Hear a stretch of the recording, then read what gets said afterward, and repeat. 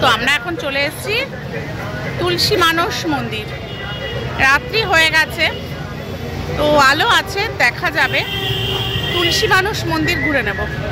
শুভ সন্ধ্যা বন্ধুরা, আমি মৈত্রেয়ী, আর আমার চ্যানেল এক্সপ্লোর উইথ মৈত্রেয়ীতে আপনাদেরকে আরও একবার সুস্বাগতম। এখন আমরা আছি বেনারস, আর ঘুরে দেখছি বেনারসের বিভিন্ন মন্দির। এখন আমরা এসে পৌঁছেছি তুলসী মানস মন্দির। তুলসী মানস মন্দির তুলসী দাসকে উৎসর্গ করে তৈরি করা হয়েছে বেনারসে। তুলসীদাস এখানেই তার রামায়ণ কাব্যটি হিন্দিতে রচনা করেছিলেন। তুলসী মানস মন্দির পুরোটাই সাদা মার্বেল পাথরে নির্মিত। মার্বেল পাথরের উপর নানান রকম খোদাই ও কারুকার্য করা। পুরো মন্দিরটা দ্বিতল এবং মন্দিরে ঢোকার পরেই একটা বিরাট হল ঘর দেখতে পাওয়া যায়। এবং এই মন্দিরের বিশেষত্ব হচ্ছে মন্দিরের দেওয়ালে সমস্তটাই রামচরিত মানস খোদিত করা রয়েছে। আর মন্দিরের একদম সামনে এসে পৌঁছালে রাম সীতার মূর্তি রয়েছে, আর অন্যদিকে কাশীর শিব এবং অন্নপূর্ণার বিগ্রহ রয়েছে। পুরো মন্দিরটাই অসম্ভব সুন্দর করে সাজানো এবং পরিষ্কার ও পরিচ্ছন্ন। বেনারসের বাকি মন্দিরগুলো থেকে এই মন্দিরটা অনেকটাই আলাদা, কারণ এখানে সেই অর্থে সেই প্রাচীন মন্দির যে ব্যাপারটা সেটা নেই। এটা নতুন মন্দির এবং বেশ অনেকটাই খোলামেলা। তো আমার ছেলে এই যে পুরো মন্দির চত্বর জুড়ে দৌড়ে বেড়াচ্ছে। এই যে মন্দির গাত্রে না পুরো রামায়ণ লেখা রয়েছে, পুরো মন্দির গাত্রে। এটা অযোধ্যা কাণ্ড এখানে লেখা রয়েছে। মন্দিরটা এত শান্তি, মানে এত স্নিগ্ধ মন্দির, খুব সুন্দর লাগছে। মনে হচ্ছে যেন 2-3 ঘন্টা এই মন্দিরে থাকি। তো তুলসী মানস মন্দির দেখে বেরিয়ে এসে আমরা রওনা দিলাম ত্রিদেব মন্দিরের দিকে। ত্রিদেব মন্দির, এখন আমরা এসছি ত্রিদেব মন্দির। ত্রিদেব মন্দির না এই তুলসী মন্দিরের পাশেই অবস্থিত। তো ত্রিদেব মন্দিরে যাব। হনুমান মন্দির আজকে যাব না, কারণ কালকে মঙ্গলবার, কালকে সকালবেলা সংকটমোচন মন্দিরে পুজো দিয়ে তারপরে আমরা বিন্দবাসিনী যাব। তো আজকে লাস্ট আমরা দেখছি ত্রিদেব মন্দির। ত্রিদেব মন্দির দেখে হোটেলে চলে যাব।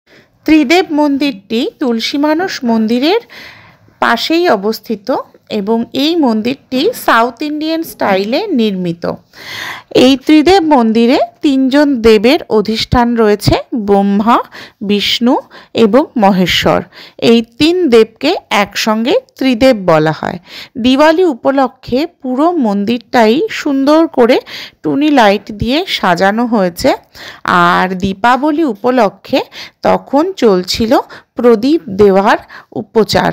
তো প্রদীপ দেওয়া হচ্ছিল মন্দিরের সিঁড়িতে, মন্দিরের দেওয়ালে এবং সর্বত্র। তো সেই মন্দির দেওয়ার অনুষ্ঠানে আমরাও অংশগ্রহণ করলাম এবং আমরাও প্রদীপ দান করলাম। তো এখানে কি সুন্দর করে প্রদীপ দিচ্ছিল মন্দিরের পূজারী এবং কর্মচারীরা। তো এই জায়গাটা না দারুণ লাগছিল দেখতে। দীপ জ্বালাচ্ছিল এবং খুব সুন্দর লাগছিল। তারপরে না আমাদেরকেও প্রচুর দীপ ওনারা অফার করলেন যে আপনারাও এই দীপগুলো দিন। তো এই যে ট্রে ভর্তি দীপ, এগুলো ওনারা আমাদেরকে দিলেন জ্বালানোর জন্য, এবং আমার একটা মনোবাঞ্ছাও পূর্ণ হলো। এখানে না মন্দিরে সবাই দিয়া দিচ্ছে, মানে আজকে যেহেতু দীপাবলি, তো দীপাবলির দিন সবাই এখানে দিয়া দিচ্ছে, দীপ দিচ্ছে। আর মন্দিরটা ভীষণ সুন্দর, ভীষণ সুন্দর। তো এখানে না দ্বীপ ছিল। তো যেহেতু চতুর্দশীর দিন 14টা দ্বীপ আমাদের দিতে হয়, আর দীপাবলির দিন প্রচুর দ্বীপ দিতে হয়, কিন্তু এবার ঘুরতে এসেছি তাই দ্বীপ দেওয়া হয়নি। কিন্তু এখানে প্রচুর দ্বীপ ছিল।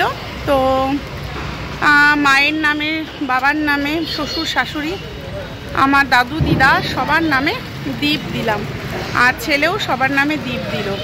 সেই দ্বীপগুলো জ্বলছে, দেখুন কি সুন্দর লাগছে দেখতে।